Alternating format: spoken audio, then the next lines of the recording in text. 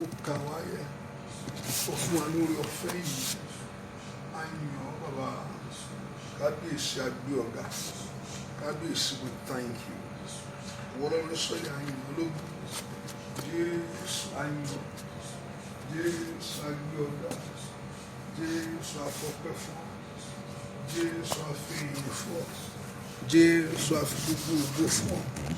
We exalt that name that is above every other name. We exalt that name that is above every other name. Wọ́n tí orúkọ rẹ̀ ju gbogbo orúkọ lọ. Wọ́n tí gbogbo orúkọ rẹ̀ ju gbogbo orúkọ lọ. Jésù ṣé o. Thank Lord for your love towards us. Thank for the grace of your kindness towards our life. Àdúgbò fún orí ọ̀fẹ́ ńlá tó fún wa yìí. Ọba tó òjò ń bàjẹ́ mọ́ wa lọ́wọ́. Ọba tó òjò ń dàrú mọ́ wa lọ́wọ́. We are here to lift our voice before you. Àwa gbóhùn àsókè sí ọ ní bàbá. Àwa yìn ọ́ lógo fún iṣẹ́ tó ń ṣe. Àdúgbò fún agbára ńlá. Èyí tó fi kan ayé wa. Àdúgbò fún wa ìṣẹ́gun. We thank you, Jehovah God. Ẹni máa Ísírẹ́lì gbọ́ pẹ́. Ẹni máa Ísírẹ́lì gbà yìí. Thank you, Lord, for the grace of your power, of your spirit in our life. A yìn ọ́ fún orúkọ rẹ nínú ayé wa. A yìn ọ́ fún orúkọ rẹ lórí ilé wa. A yìn ọ́ fún orúkọ rẹ lórí iṣẹ́ wa. A yìn ọ́ fún orúkọ rẹ ní ọ̀nà wa gbogbo. Olùgbàlà ó máa ṣe òun. Olùgbàlà ó máa ṣe òun. Olùgbàlà ó máa ṣe òun. Olùgbàlà a yìn ọ́ o. Olùgbàlà a yìn ọ́ o. Olùgbàlà a yìn ọ́ o. Olùgbàlà gbé ọ̀gá. Olùgbàlà fi ọpẹ́ fún ọ. Olùgbàlà fi ọpẹ́ fún ọ. Olùgbàlà fi ọpẹ́ fún ọ. Olùgbàlà dúpẹ́ lọ́wọ́ rẹ. Olùgbàlà yìn ọ́ fún tó ń ṣe. We thank you, God. We thank you, Jehovah God. A gbé ọ̀gá bàbá. Dání ó tún gbé ga o. Bí kò ṣe bàbá lókè. Ta ni ó tún fi gbogbo ọpẹ́ mi fún Ọlọ́run Ọlọ́run tó dá wọn òkè ìgbàanì ẹ̀yin ni mo fi ọpẹ́ mi fún. Ta ni ó tún gbé ga o bí kò ṣe bàbá lò. Ta ni ó tún fi gbogbo ọpẹ́ mi fún Ọlọ́run Ọlọ́run tó dá wọn òkè ìgbàanì ẹ̀yin ni mo fi ọpẹ́ mi fún. Ẹ̀yin ni o ẹ̀yin ni o Ọlọ́run Elédùmarè Elédùmarè ọ̀gá ẹ̀yin ni o Ọlọ́run o àwí máa yẹ hùn ẹ̀yin máa ní ẹ̀yin ni o kábíyèsí lọ́run o ṣé Elédùmarè ọ̀gá o ẹ̀yin ni o Ọlọ́run àwí máa yẹ hùn àlà ká tó dá ayé lẹ́yìn tí ká tó dá ọ̀run lẹ́yìn tí ń jọba Ọlọ́run bàbá Ọlọ́run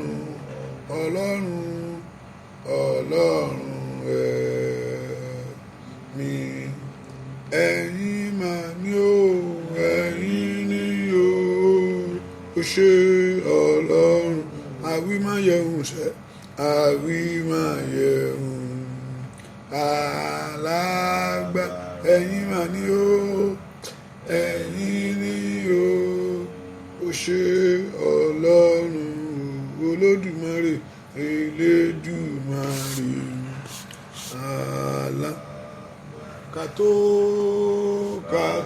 dáyé bàbá lẹ́yìn tiwa kàtó dá ọ̀run lẹ́yìn tí ń jọba ọlọ́run bàbá ó ṣé ọlọ́run ẹ̀mí mímọ́ ọlọ́run ẹ̀mí mímọ́ ìjìnlẹ̀ nínú ìjìnlẹ̀ ẹ ṣeun o nínú ìjìnlẹ̀ ẹ ṣeun ìjìnlẹ̀ bàbá ìjìnlẹ̀ nínú ìjìnlẹ̀ ó ṣe ìjìnlẹ̀ ò jìnlẹ̀ nínú ìjìnlẹ̀ ó ṣe ìjìnlẹ̀ bàbá ò jìnlẹ̀ nínú ìjìnlẹ̀ alágbára gíga olódùmarè bàbá ìjìnlẹ̀ nínú ìjìnlẹ̀ ó ṣe àná mi sọ̀rọ̀ bóyá ẹ ṣeun o òní mi sọ̀rọ̀ bàbá ìjìnlẹ̀ nínú ìjìnlẹ̀ alágbára ẹ ṣeun o bàbá ìjìnlẹ̀ nínú ìjìnlẹ̀ kábíyèsí òní mi sọ̀rọ̀ fóun rere ayé ẹ ṣeun o fóun rere ńlá yẹ nínú ìjìnlẹ̀ ẹ ṣeun. ẹ ká dúpẹ́ lọ́wọ́ ọlọ́run fún orí ọ̀fẹ́ yìí ọba tó jẹ́ kí ayé rẹ fọ ohun rere jáde ọba tó jẹ́ kí ayé rẹ dàrú ọ̀pọ̀lọpọ̀ lójú ayé ẹ̀ bá ayé àti bàjẹ́ ṣùgbọ́n ọba tí ò jẹ́ tí ẹ rí bẹ́ẹ̀ bẹ́ẹ̀ ká gbóhùn wá sókè begin to thank him and appreciate him pé ìjìnlẹ̀ nínú ìjìnlẹ̀ ọlọ́run mi o I exalt you for all that you have done mo yàn lógo fún ohun tó ń ṣe ẹ ká dúpẹ́ fún orí ọ̀fẹ́ yìí bẹ́ẹ̀ ni mo ń Ísírẹ́lì ó máa ṣe o we thank you o God ìjìnlẹ̀ nínú ìjìnlẹ̀ ńlá you are the great God you are the great King you are the loving God you are the faithful one you are the righteous one the only one of Israel.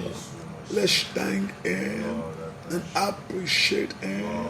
Let's exalt him and magnify him. Ẹ ká dúpẹ́ lọ́wọ́ ọlọ́run yìí agbára ńlá yàn ó ọlọ́run Ísírẹ́lì àgbé ọ̀gá for all that you have done for us for all that you will do again ibi tó bá wa dé yìí àti ibi tó sì mú wa lọ ẹ ká dúpẹ́ lọ́wọ́ ọlọ́run alààyè ẹ ká dúpẹ́ lọ́wọ́ ọlọ́run alààyè ẹ ká dúpẹ́ lọ́wọ́ ọlọ́run alààyè ẹ ká dúpẹ́ lọ́wọ́ ọlọ́run alààyè olùgbàlà ó ṣe olùgbàlà ó ṣe olùgbàlà ó ṣe olùgbàlà ó ṣe olùgbàlà ó ṣe olùgbàlà ó ṣe olùgbàlà ó ṣe olùgbàlà ó ṣe we thank you we exalt you we magnify you alágbára ní Síónì àyàn ìṣẹ́gun ńlá gbé ọ̀gá láàárọ̀ yìí eli amakusha tali makopelia lezude kerima usha tali kate agbára ọba tó pọ̀ nígbà tágbára ọba tí òjò bàjẹ́ fún ọ̀tá òwú ọlọ́run ní ó gbà ọ̀tá nípa àwọn fẹ́ ṣe ọlọ́run ní ò fún wọn ṣe ẹ ká gbé ọlọ́run ká láàárọ̀ yìí ẹ ká yin Jésù ni ó máa ṣe o Jésù ni ó máa ṣe o Jésù ni ó máa ṣe o Jésù ni ó ṣe o yé ká bàtà dèrèbó ṣùtò yaba máa zùtò kó làbàkà yaba máa ṣàtàtà làbàkà làbà ọlọ́run ayọ̀ ọlọ́run ayọ̀ ọlọ́run ayọ̀ gbọ́ àdúrà lórúkọ Jésù Kristi olúwa wa gbọ́ àdúrà lórúkọ Jésù Kristi olúwa wa ẹ ká tún dúpẹ́ fún orí ọ̀fẹ́ ọlọ́run the grace of God in our life orí ọ̀fẹ́ rẹ̀ lárí gbà ẹ o ẹ ká dúpẹ́ lọ́wọ́ Ọlọ́run fún orí ọ̀fẹ́. Ó ní olórin sọ pé bí ò bá ń ṣe orí ọ̀fẹ́ rẹ ń bá ṣe gbé ò bá bá. Ẹ ká dúpẹ́ fún orí ọ̀fẹ́ yìí. Ẹ ká dúpẹ́ fún orí ọ̀fẹ́. Ẹ ká dúpẹ́ fún orí ọ̀fẹ́ ńlá, orí ọ̀fẹ́ tó gbé ayé wa ró. Let's thank for the grace. Jésù fún orí ọ̀fẹ́ tá a rí gbà láàárọ̀ yìí. Let's lift our voice and thank the Lord for the grace that we have received. Ẹ ká dúpẹ́ fún orí ọ̀fẹ́ ńlá èyí tó gbé ayé wa. Ẹ ká dúpẹ́ fún orí ọ̀fẹ́ ńlá èyí tó gbé ayé wa ró. Ìkàdáyà makushatali makawa nikurubu shantele mukupa labate. Jésù a dúpẹ́ fún orí ọ̀fẹ́ rẹ. Jésù orí ọ̀fẹ́, orí ọ̀fẹ́ rẹ, orí ọ̀fẹ́, orí ọ̀fẹ́, orí ọ̀fẹ́, orí ọ̀fẹ́ rẹ, orí ọ̀fẹ́ rẹ. Ọlọ́run á yàn fún orí ọ̀fẹ́.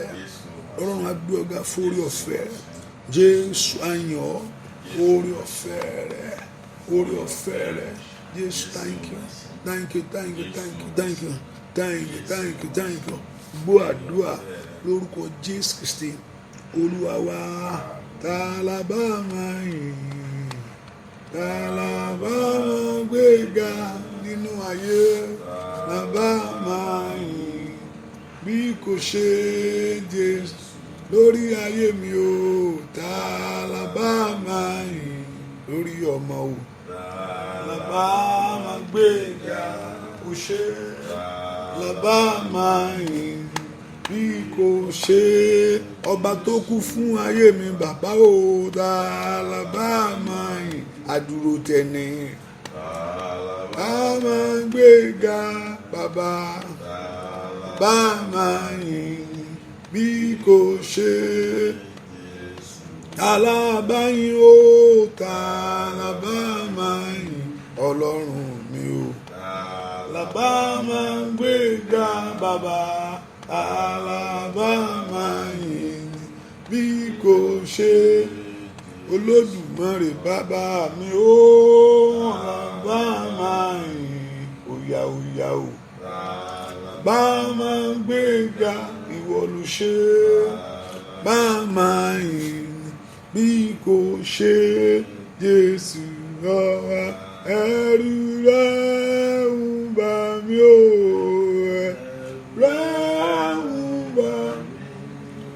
ẹ̀rù rẹ̀ ń bà mí bàbá, ẹ̀rù rẹ̀ ń bà mí. Ó tóbi jù bàbá, lágbára gíga o bàbá, ẹ̀rù rẹ̀ ń bà mí. Ọlọ́wọ́ gbọ̀gbọ̀rọ̀ tó káhùn gbogbo láyé, ẹ̀rù rẹ̀ àìkú àìsá Olódùmarè bàbá mi ńlá. Ẹ̀rù rẹ̀ ń bà mí. Ọba tó fìdí ayé sọlẹ̀ sẹ́ o bàbá mi o. Ẹ̀rù rẹ̀ ń bà mí. Ọba tó fìdí ayé sọlẹ̀ bàbá mi ńlá. Ọba tó fìdí ayé sọlẹ̀ o.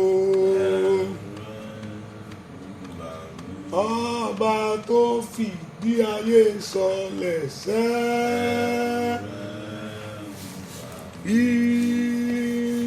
Ìrẹ̀lẹ́nu mi o, ẹlẹ́nu mi.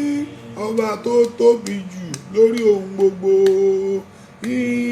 Ìrẹ̀lẹ́nu mi. Ọba tó fìdí ayé sọlẹ̀ bàbá mi sẹ́. Ìrẹ̀lẹ́nu mi. Ọba tó sọ wá dé ènìyàn láwùjọ èèyàn láyé. Ìrẹ̀lẹ́nu. Ọba tó fún wa lẹ́nu ọ̀rọ̀ sọ láwùjọ àwọn èèyàn. Ìrẹ̀lẹ́nu. Ọba tí òjò dàrú mọ́ wa lọ́wọ́ yányán Olódùmarè ó ṣe. Ìrẹ̀lẹ́nu mi. Ẹ pe orúkọ Jésù láti gbogbo ẹ̀ṣẹ̀ ní gbogbo tí ò ń jẹ́ kí n rí ìwọ Ọlọ́run tó lágbára yìí. Olúwa dáríjì mí gbogbo àṣírí mi èyí tí ò ń jẹ́ kí n rí agbára rẹ.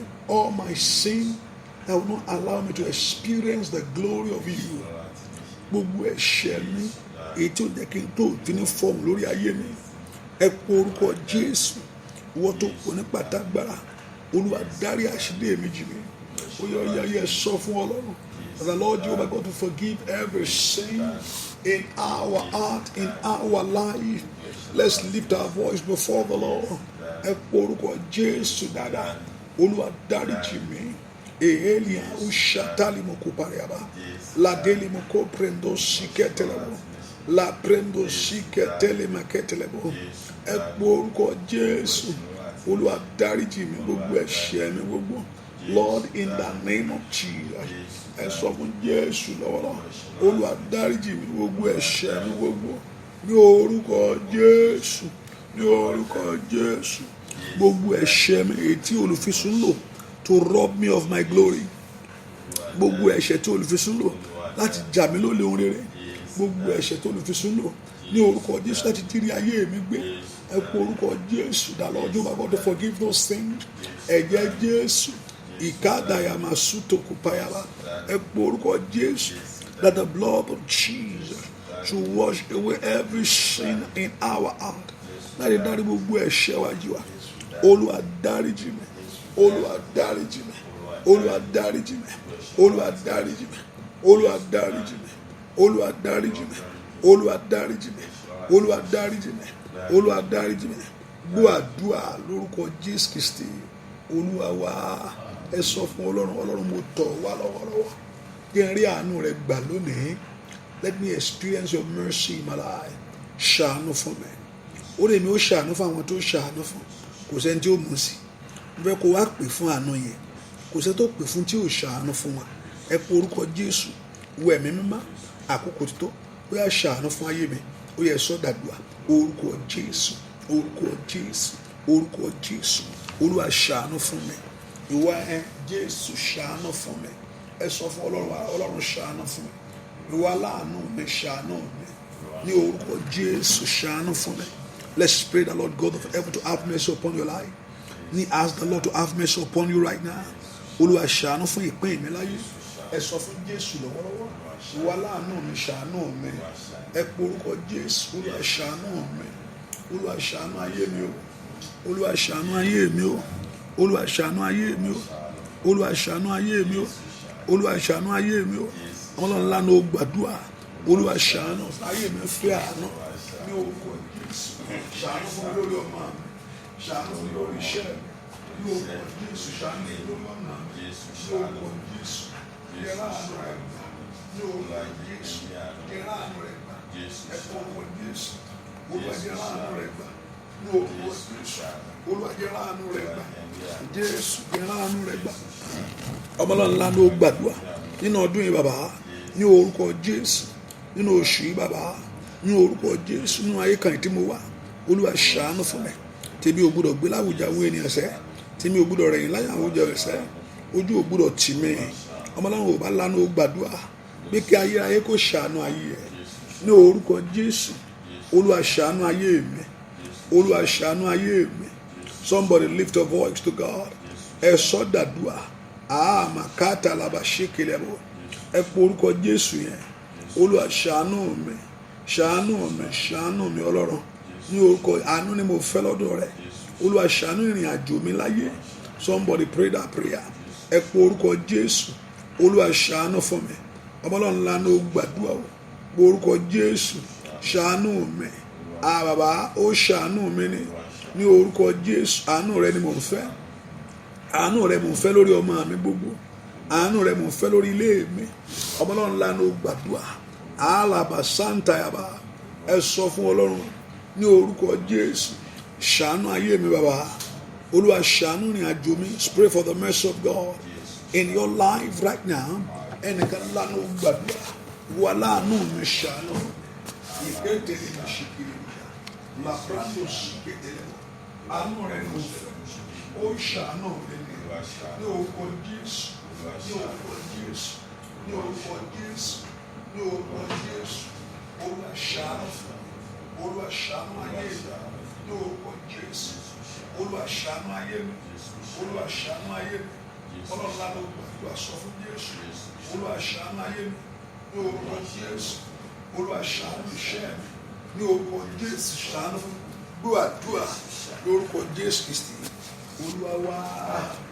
Orúkọ Jésù gbogbo ènìyàn sọ fún Ọlọ́run májẹ̀mú tí ń bẹ lórí ayé mi. Ọ̀pọ̀lọpọ̀ májẹ̀mú wà lórí ayé ẹ̀.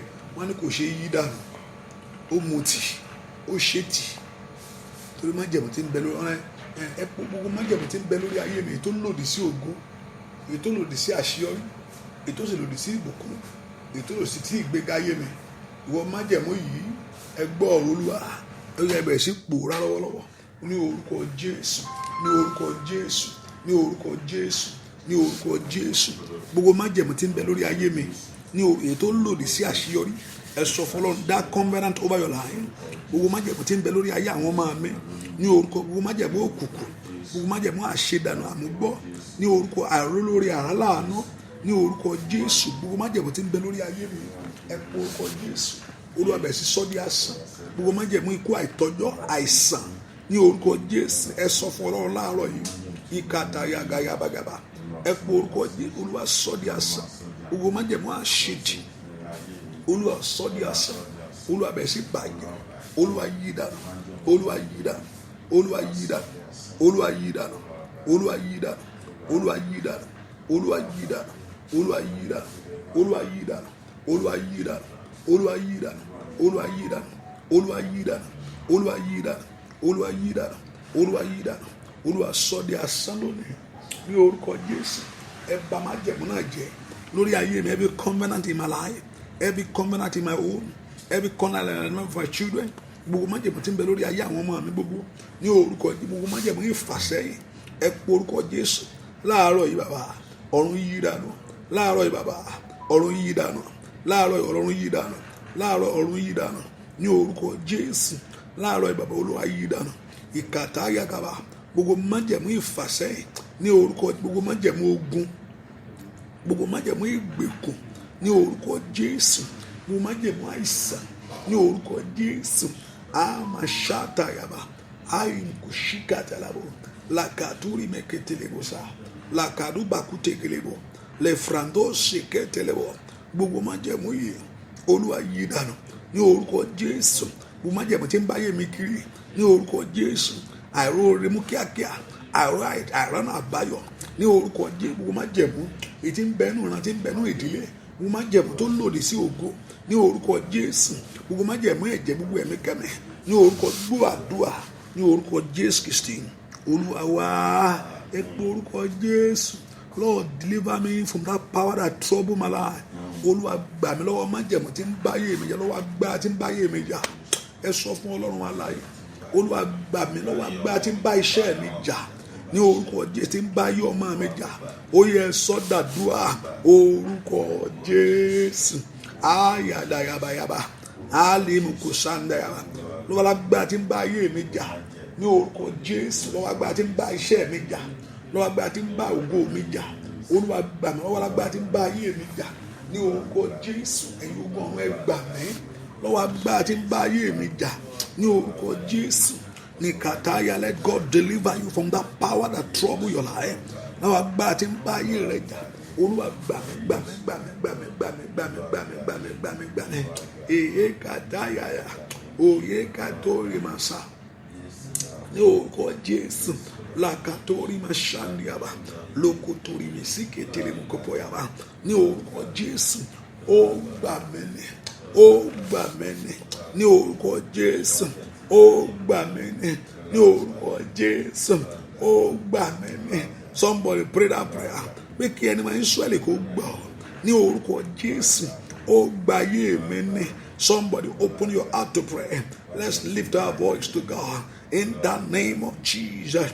Olúwa gbà mí lọ́wọ́ agbára tí ń bá ayé mi jà ní orúkọ Jésù, ní orúkọ Jésù.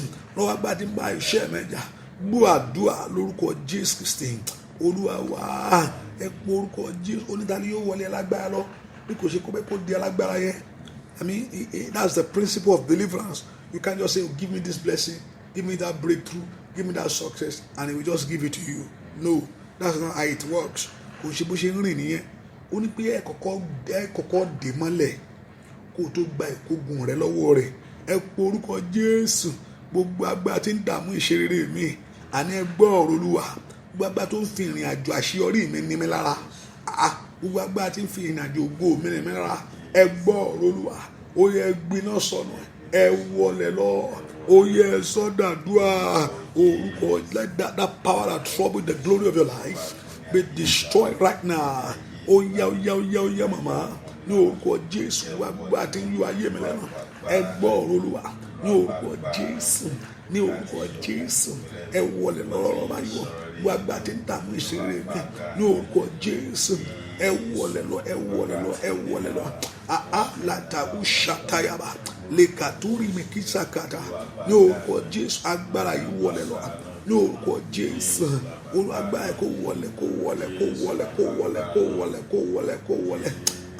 Lakatoli makata lodakari makishakayaba. Ní orúkọ Jésù agbára ìwọlé ní orúkọ Jésù wọlé ní orúkọ Jésù wọlé ní orúkọ Jésù wọlé ní orúkọ Jésù wọlé. Agbára tí ń fa ìṣeré sẹ́yìn inú ayé mi, agbára tí ń fa ògo sẹ́yìn inú ayé mi, ní orúkọ Jésù. Ask those power to be destroyed and consumed by fire. Power that delay the glory of your life, that delay the blessing of your life, in the name of Jesus. Such power today. Agbana wọlé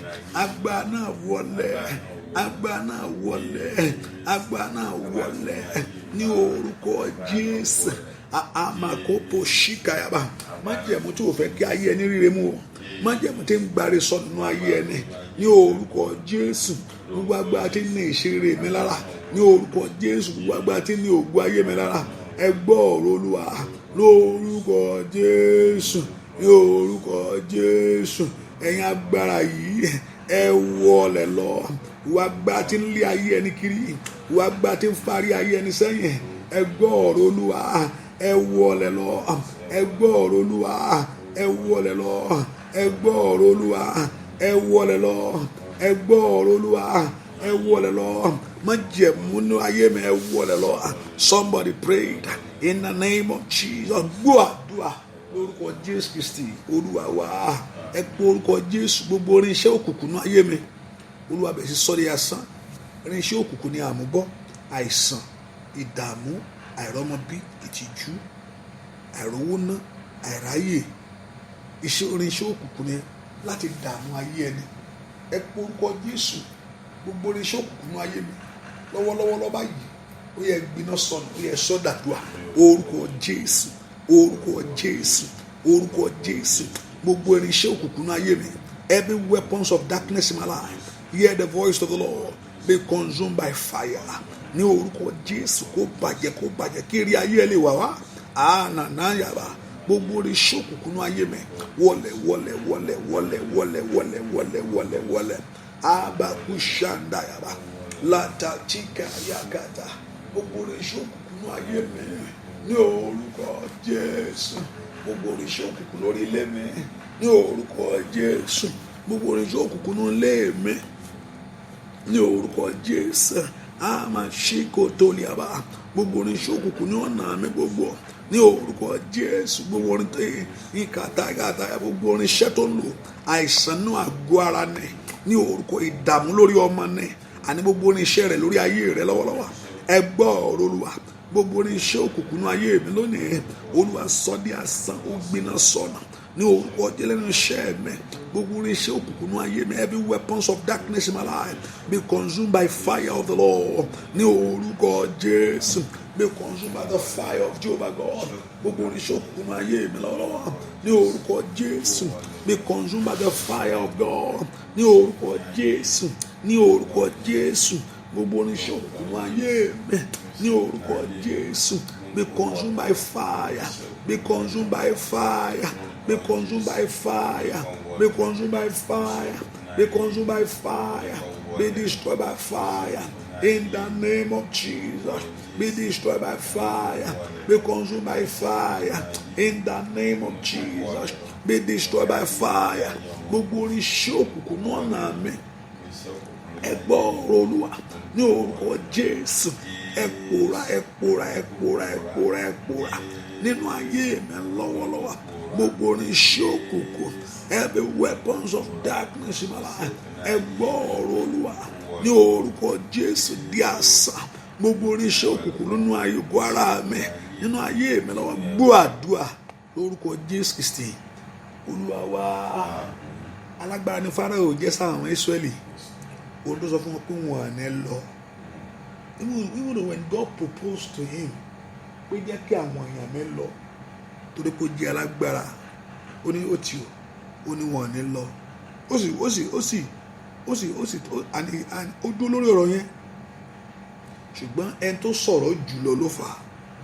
Ká ní ẹni tó sọ̀rọ̀ jùlọ ni àwọn ọmọ Ísírẹ́lì ó mọ̀ ṣẹ́rú kú o. Ìdí láti mọ ẹni tá a lè sátọ̀ nìyẹn, ẹni tó lè gbà wá. Gbanigbani tètè gbà mí là o bàbá, gbanigbani Jésù jàre gbà mí. Gbanigbani tètè gbà mí là o bàbá, gbanigbani Jésù jàre gbà mí o.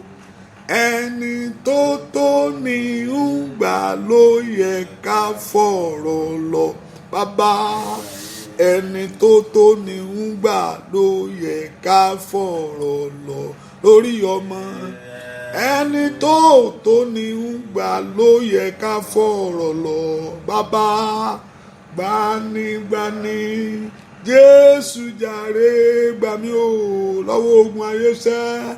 Gbanigbani tètè gbà mí là lọ́wọ́ àmúbọ́. Gbanigbani Jésù jàre gbà mí lórí ọmọ gbogbo. Gbanigbani tètè gbà mí là lẹ́nu iṣẹ́ láyé o. Gbanigbani Jésù jàre gbà mí o. Ẹni tó ní ń gbà yóò yẹ ká fọ̀rọ̀ lọ. Óyá ẹni tó ní ń gbà yóò yẹ ká fọ̀rọ̀ lọ. Ọlọ́run mi o, ẹni tó ní ń gbà ló yẹ ká fọ̀rọ̀ lọ bàbá, gbanigbani Jésù jàre gbà mí o. Ẹ porúkọ Jésù. Olúwa gbà mí lọ́wọ́ alágbára ayé mi o. Wọ́n ló lè gbà mí. Wọ́n ló lè gbà mí lọ́wọ́ alágbára tí ń dààmú ayé mi. Lọ́wọ́ alágbára amúnilẹ́nu amúnisìn yìí. Lọ́wọ́ alágbára tó ní pé ìṣerere yìí jìnnà. Lọ́wọ́ alágbára tó ló tì fún ayé àwọn ọmọ mi. Can we lift our voice and begin to pray? Ẹni máa ń Ísírẹ́lì ó gbà mí ní. Ìgàdàgàdàbà fún ṣàtàlàbà. Ẹ sọ fún Jésù, ó yá gbà mí. Ó yá gbà mí lórí ọ̀rọ̀, gbà mí lórí iṣẹ́ mi, lọ́rùn ìlú ìbá mi, ó wà gba iṣẹ́ mi lọ́wọ́ mi, ní owó gba ìrìn àjò mi, gba ìrìn àjò ayé mi bàbá, gba ayé ọmọ mi, ní orúkọ Jésù gbà mí lọ́wọ́ àmúbọ́. Ó yẹ sọ fún Ọlọ́run, ó gbà mí ní ìkàtà yàgàdàbà sétí à, ó gbà mí ní orúkọ Jésù, ó gbà mí ní orúkọ Jésù. Ó gbà mí ní orúkọ Jésù, ó gbà mí ní. Àbálá ńlá ló gbàdúrà, ó dá kó gbà mí o lọ́wọ́ ìtìjú yìí. Ìkàdáyà mọ̀ kó ṣàtàyàwá, ó dá kó gbá yọ ọmọ mi sẹ́. Ìkàdárí mi kó pẹ̀lú ṣètìlẹ̀ mọ́. Ẹ sọ fún Jésù, ìwọ Ọlọ́run ó gbà mí ní o. You will deliver me. You will deliver me from lack and shame. Nínú ìtìjú ó gbà mí. From disappointment, you will deliver me. You will deliver me from failure. You will deliver me from stagnancy. You will deliver me from barrenness. Ó gbà mí lọ́wọ́ ogun yìí. Ìwọ Jésù tí ń gba yí ẹni. Ayayaba katayaba. La paruso to ya bua lórúkọ Jésù Kristi. Olúwa wa, ẹnìkan gbàdúrà. Olúwa Ọlọ́run aláyé, tú ìrìn àjò ayé mi tò. Mi mọ̀ bó máa gbọ́ àdúrà yìí, mo rọ́lá pé mi mọ̀ bẹ́ẹ̀ nìkan jẹ́ bẹ́ẹ̀ náà àdúrà yìí bó o sì máa gbọ́ ni. Mo rọ́lá pé ẹ pọ orúkọ Jésù, gbogbo yẹn sọ fún Ọlọ́run alààyè. Olúwa tú ìrìn àjò ayé mi tù. Ó yẹ ẹ sọ dàdúà orúkọ Jésù, orúkọ Jésù. Ìrìn àjò ayé mi Olúwa tú tò fún mi. Father, rearrange my life for me. Ní orúkọ Jésù, gbogbo tí ayé ti dàrú mọ́ mi lọ́wọ́, gbogbo tí ayé ti fà sẹ́yìn, ibi tó yẹ kí n ti dé tí mi ti dé mi láti jọ yìí, ohun tó yẹ kí n ti ní tí mi ti ní orúkọ, ibi tó yẹ kí n ti wà tí mi ti wà, that thing that you're supposed to have, that ikapati thing that you're supposed to be, that you are not there. Ní orúkọ Jésù, wọ́n tó yẹ kó máa gbé ọmọ jọ, wọ́n tó yẹ kó ti di grandma tó sì wọ́ ọmọ kiri, ẹ pé orúkọ Jésù lọ́wọ́lọ́wọ́ báyìí. Ó yá. Ẹ̀mọ́ bá mi tu tò tẹ́. Ó máa tutù Joseph tó. Ní orúkọ Jésù. Ó máa tutù Abraham tó fún. Ó máa tutù Jacob tó fún sẹ́wọ̀. Níbo lẹwà gbogbo ènìyàn. You rearrange my life for me. Somebody pray that prayer. Ẹnìkan sọ dàdúà. Lord, rearrange my life for me. Sọ dàdúà ìkàtàyàbà. Let's pray. Let's ask the Lord. Father, rearrange my life for me. Ẹ pé orúkọ Jésù. Olúwa tún ìrìn àjò ayé mi tò fún mi. Ìrìn àjò ayé ọmọ mi. Ní orúkọ Jésù. Ìrìn àjò ayé mi, bàbá. Ẹ sọ fún Ọlọ́run. Ó bá ń tutù ní. Somebody pray that prayer. Ẹnìkan gbà ládùúà. Ó bá ń tutù ní. Somebody pray that prayer. Àní kò sọ dàdúà. Olúwa bá mi tún ìrìn àjò ayé mi tò. Ní rearrange my life for me. Ohun tí ayé ti dàrú ń bẹ o. Ohun tí ayé ti jí gbé ń bẹ. Ó bá ń tutù ní ìkàtàyàbá yé kàsà. La prendo shikelebo. Ní orúkọ Jésù, ó tún ìrìn àjò ayé mi tò fún mi. Somebody pray that prayer. Ó tún ìrìn àjò ayé mi tò fún mi. Ní orúkọ Jésù. Olúwa tún ìrìn àjò ayé ọmọ mi tò fún mi. Ní orúkọ Jésù. Olúwa tutù. Ọmọ náà ńlá ló gbàdúrà. Let God rearrange your life for you. Can you pray that prayer? In the name of Jesus of Nazareth. In the name of Jesus of Nazareth. Mayaka telemo shekelebo shakayaba. Leboro shekelebo kaba. Olúwa tún ìrìn àjò ayé mi tò fún mi. Ní orúkọ Jésù. Olúwa tutù fún mi. Olúwa tún ìrìn àjò ayé mi tò fún mi. Ní orúkọ Jésù. Gbàdúrà. Lórúkọ Jésù Kristi. Olúwa wá. Sọ fún ọdún yìí ní oṣù yìí. Nígbà tí Olúwa dá ìkólọ sí òní padà. Sí òní yẹ kó ti jẹ́ ẹni ayọ̀ láyé.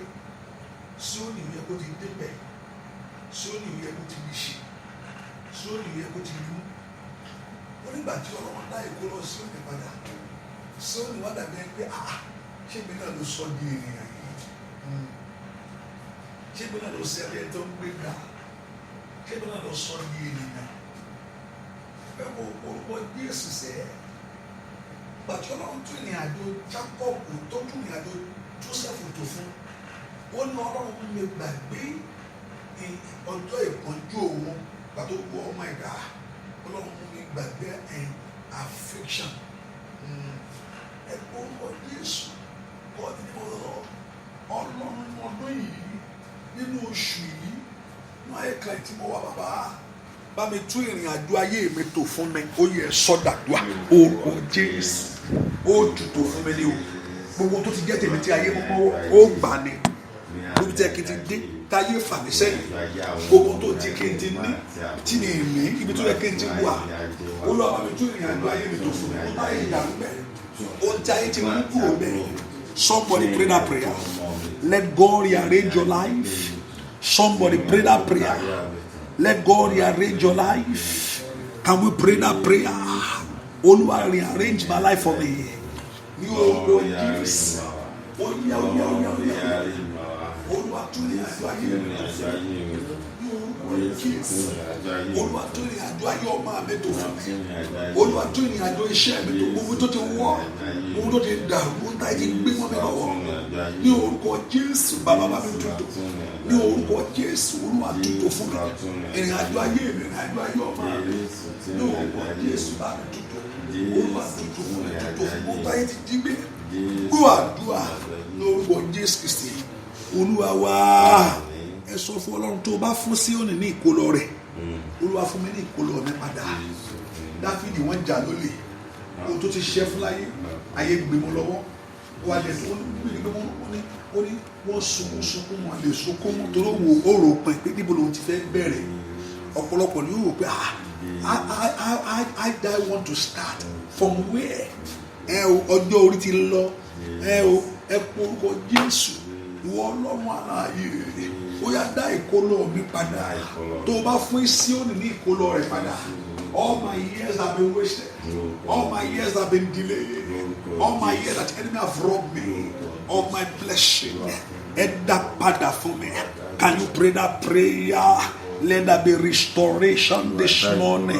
Somebody pray. Ní orúkọ Jésù.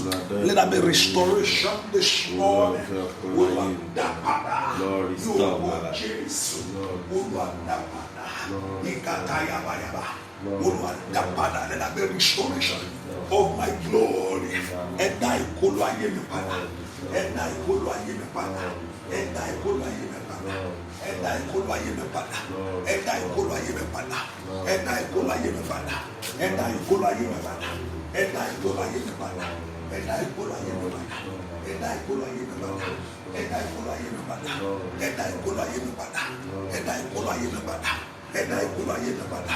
Ní orúkọ Jésù, ìkólọ mi padà wá. Ìkólọ mi lórí ọmọ padà wá. Ìkólọ mi lórí èdè padà wá. Ìkólọ mi lórí ayé mi padà wá. Ìkólọ mi nínú iṣẹ́ mi padà wá. Ní orúkọ Jésù, ìkólọ mi gbogbo èyí táyé gbẹ́sẹ̀ lé, ìkólọ ayé mi táyé gbẹ́sẹ̀ lé, Olúwa dá padà. Somebody pray that prayer. Ó bá gbàdúrà yẹn ní orúkọ Jésù, gbọ́ àdúrà ní orúkọ Jésù Kristi. Olúwa wá. Ẹ kó orúkọ mi kó gba ohun tó kàn mí sọ láàárọ̀ yìí nìyẹn pé kí ìkólọ kó padà wá. Ẹ sọ fún Ọlọ́run alààyè, àkókò ti tó fún àṣeyọrí ayé mi. Tí ò bá wà níbi tó yẹ kó wà, ọ̀ tó yẹ kó ní ohun tó yẹ kó ní láyé, ayé ẹ̀ gangan kò lè balance. Tí ò bá ní ohun tó yẹ kó ní, ọ̀ tó wà níbi tó yẹ kó wà, ayé yẹn ò lè balance. Ayé yẹn á máa fì ní lẹ́gbẹ̀lẹ́gbẹ̀ ní jẹ́ bẹ́ẹ̀.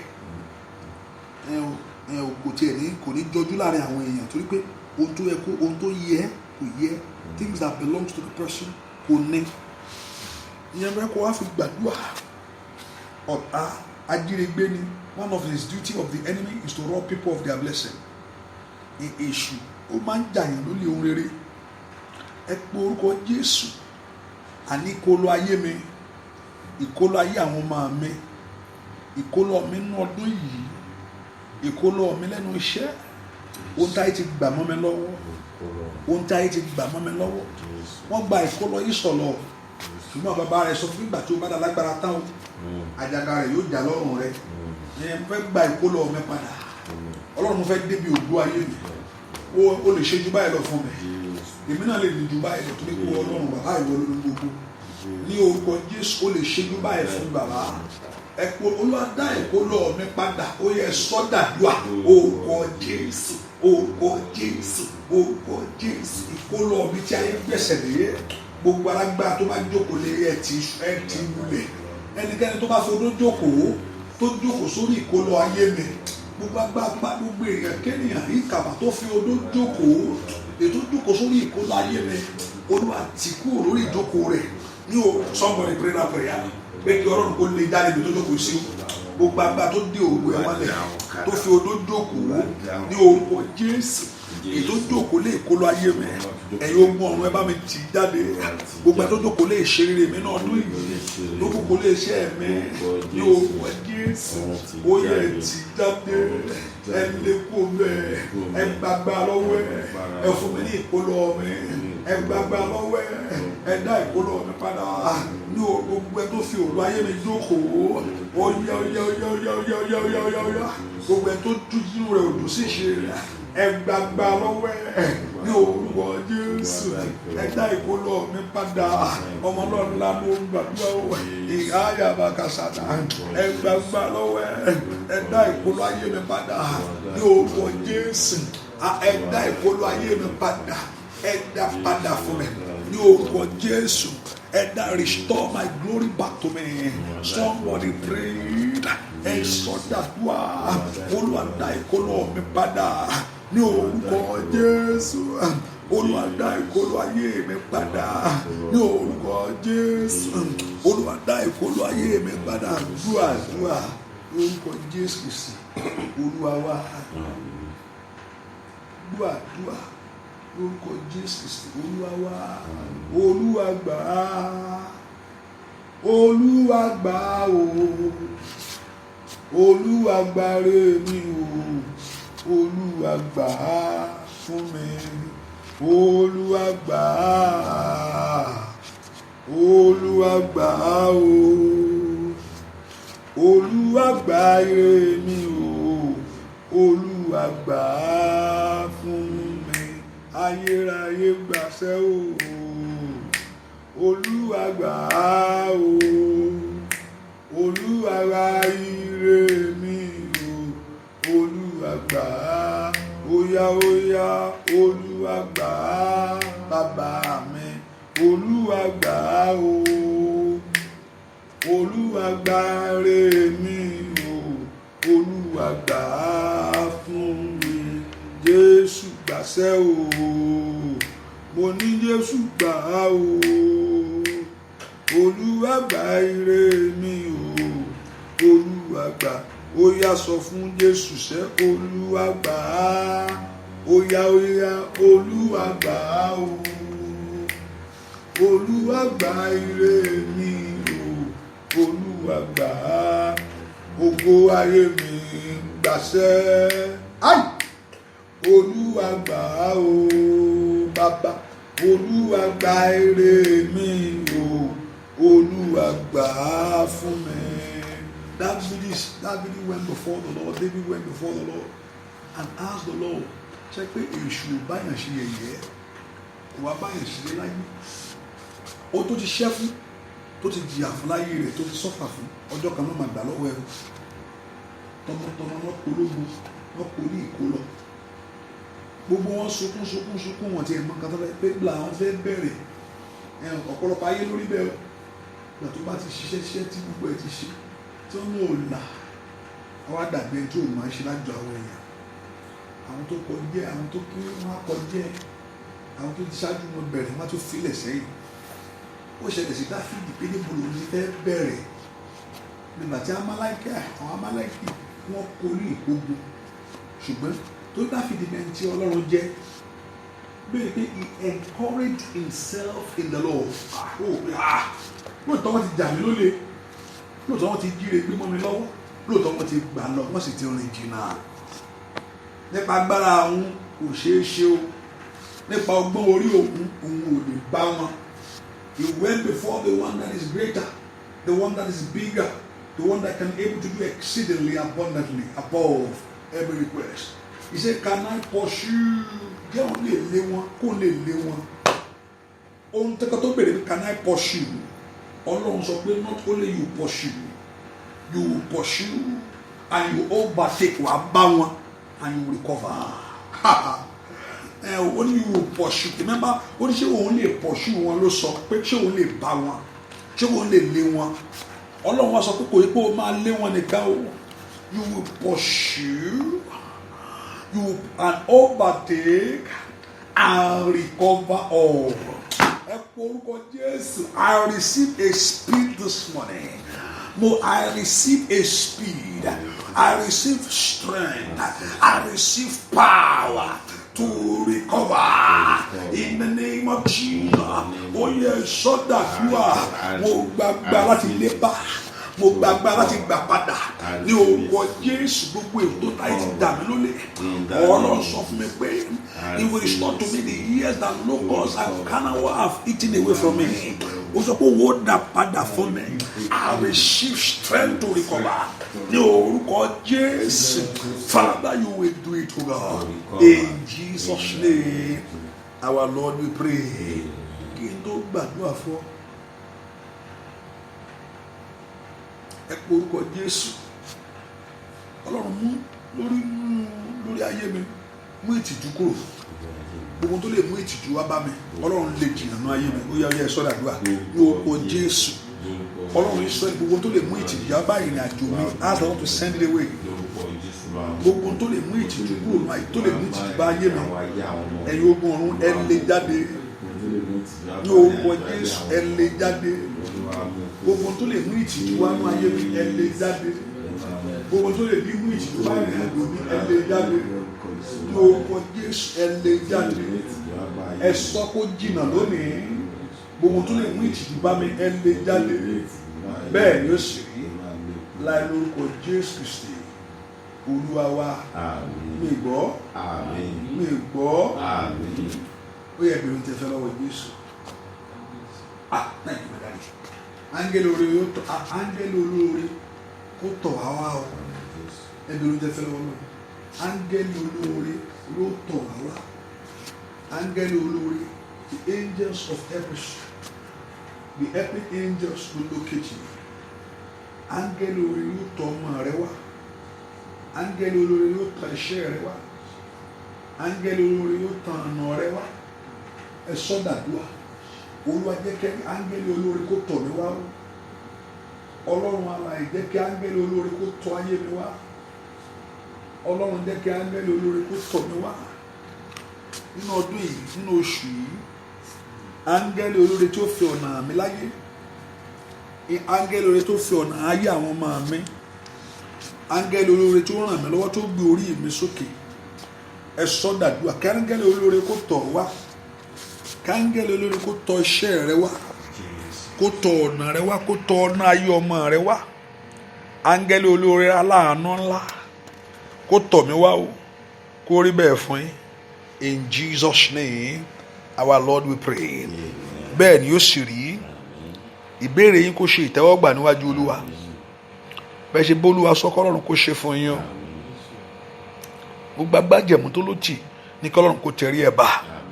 Every power that say no to that your request, the Lord should put it to shame. Amen. Receive it now. Amen. Be blessed and highly favored.